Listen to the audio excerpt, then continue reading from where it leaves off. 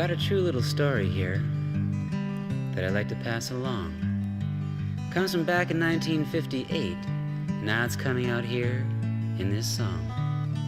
It involves a neighborhood drugstore and a white-haired man named Mr. Ford, and a few not-so-carefree kids and some things they could not afford. Now, in the summer, you can make money with a lawnmower. In the autumn, you can make it with a rake. In the winter, you can make it with a shovel. But the spring, now that'll make a boy's heart break. If he's got no money to buy marbles with, to gamble in the schoolyard dirt, it'll completely cut him off from society, screw his head around, make his spirit hurt.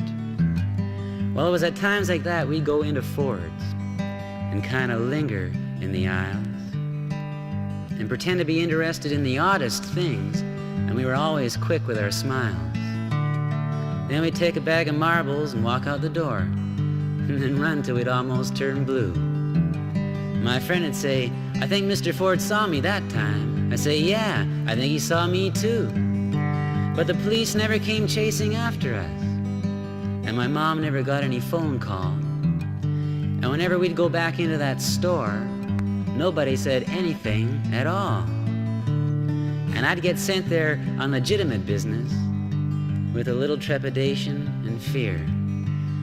But why that old man never said anything, it was years before it finally came clear.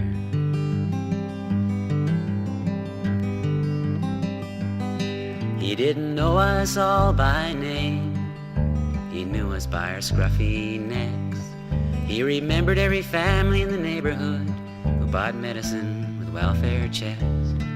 Let us get away with stealing marbles when we weren't mowing lawns or raking leaves. I hope your hearts will be warmed a little by Mr. Ford and the petty thieves.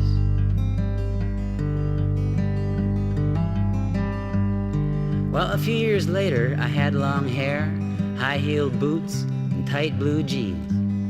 I went into Ford's new store for some cigarettes and to read the music magazines.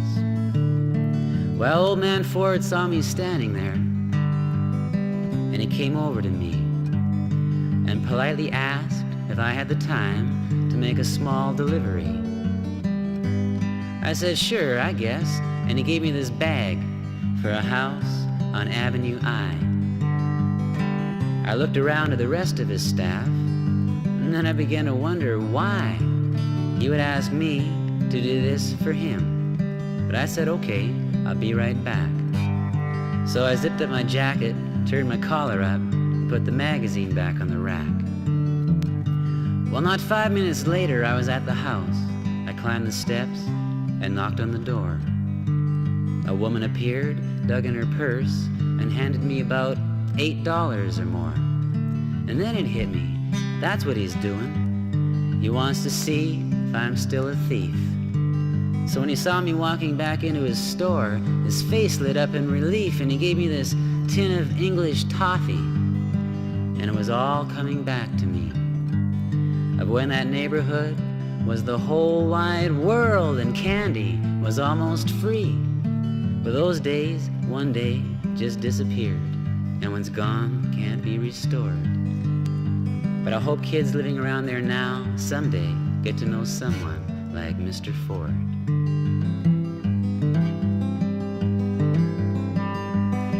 He didn't know us all by name. He knew us by our scruffy necks. He remembered every family in the neighborhood who bought medicine with welfare checks.